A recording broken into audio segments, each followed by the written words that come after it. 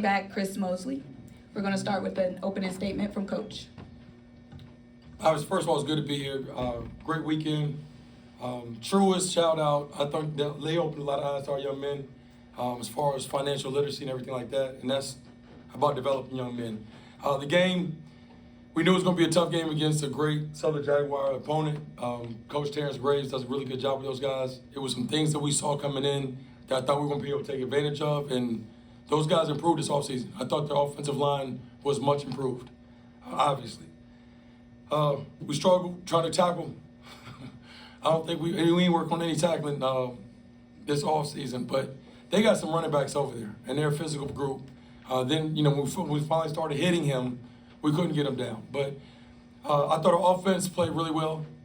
We had a turnover early that hurt us, and then we had to settle for 2 field goals. But time of possession was key. That's what really kept us in the game and settled us down in the first half. Obviously, I thought coach made great second half adjustments. We won first down. We won first down defensively, got him to third down, and then we did a really good job getting off the field on third down. But time of possession, I think, thank you. Time of possession and field position was the difference in the ball game tonight. We will now follow up with a statement from the game MVP, running back Chris Mosley.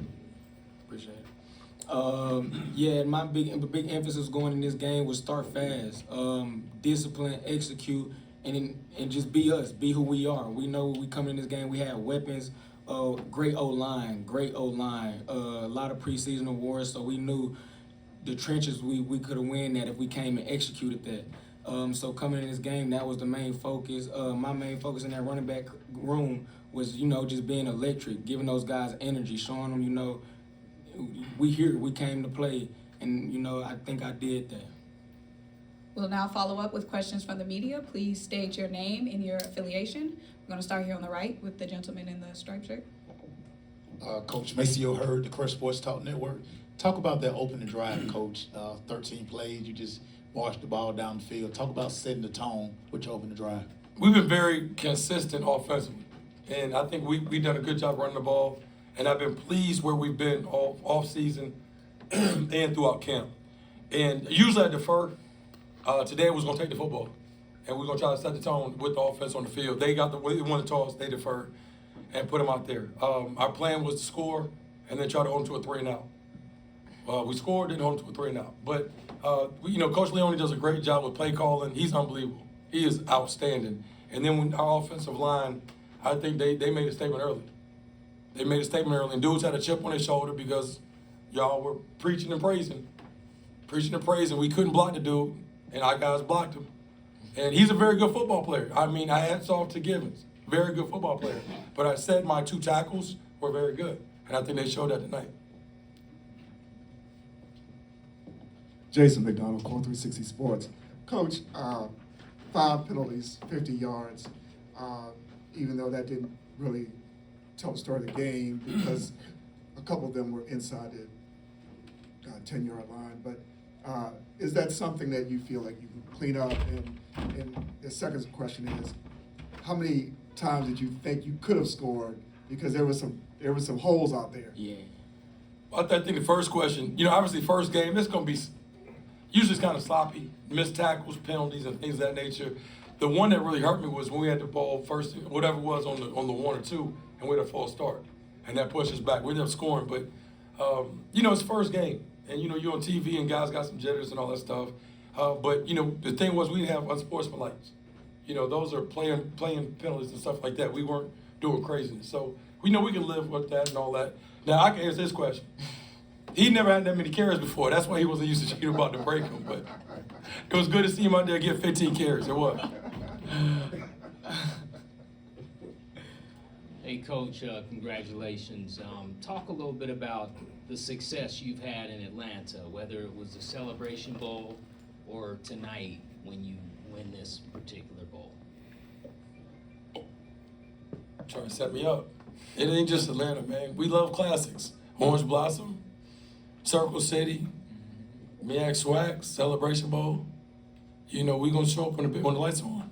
And, it's an opportunity when you have a chance to play in venues like this and those big games. I relish that. And these young men, we talk about it. And not everybody has an opportunity. So we prepare and we prepare, and thank God we've been able to come out on top. But, you know, you got to, I didn't play in no venues like this when I was in school. You know, I didn't have these opportunities. So these guys right here, I try to explain to them, man, we got to make the most of it. And, you know, they're opportunistic, and they prepare to be champions, and we've been able to make the most of it and have some success in these bowl games.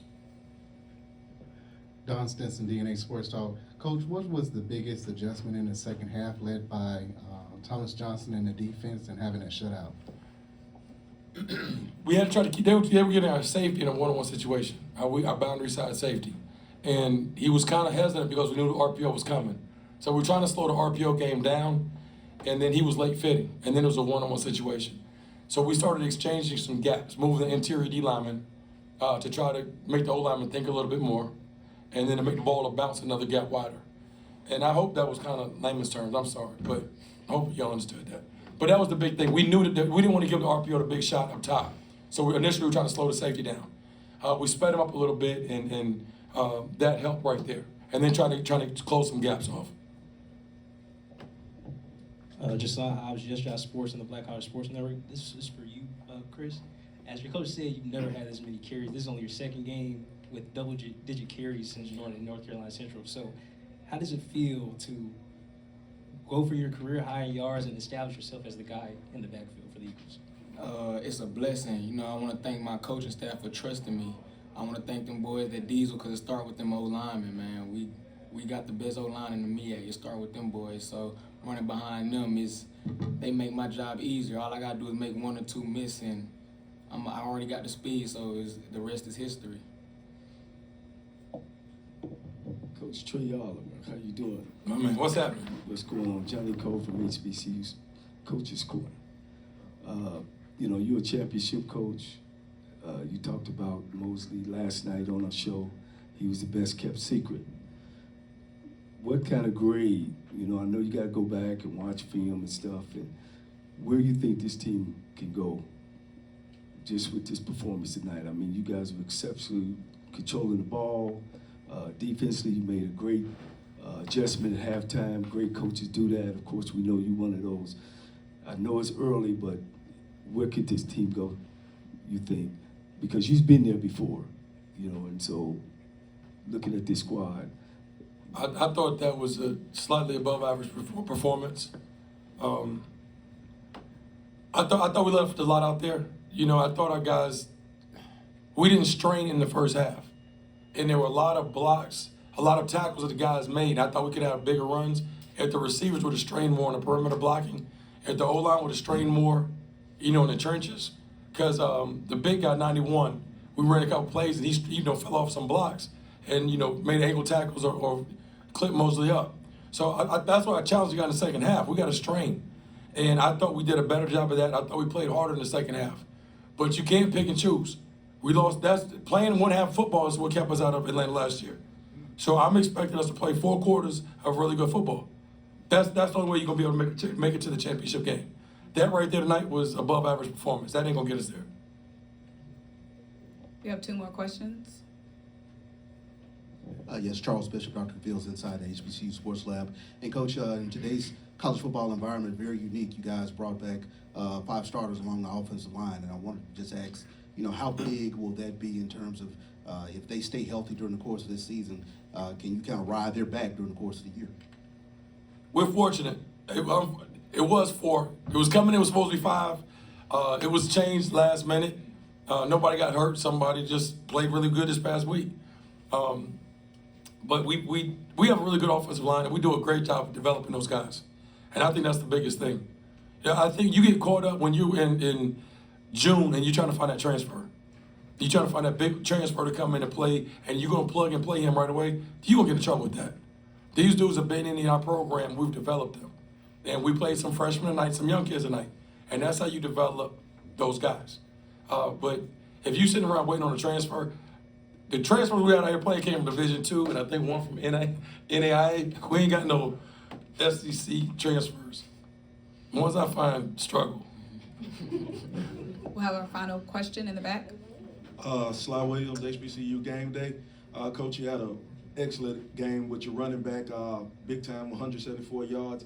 but you also had a pretty good game out of your quarterback. Can you speak on him? He was only had 5 incomplete passes on the night. Can you speak on your quarterback? You look like a dual threat tonight, didn't he? I'm just joking. Let's not go too far. Let's not go too far. He did put one down and try to get to the box, but I mean, that was the big thing. Walker has always done a really good job of managing the game. He has a strong arm. He can place the ball, and things that people understand. If I run a curl route and the DB is here, Walker can put on the outside shoulder. If the DB's outside, Walker can put on the inside shoulder. Great job placing the ball, and I thought our receivers did a good job of making plays. But that's who he is. That's who he's been.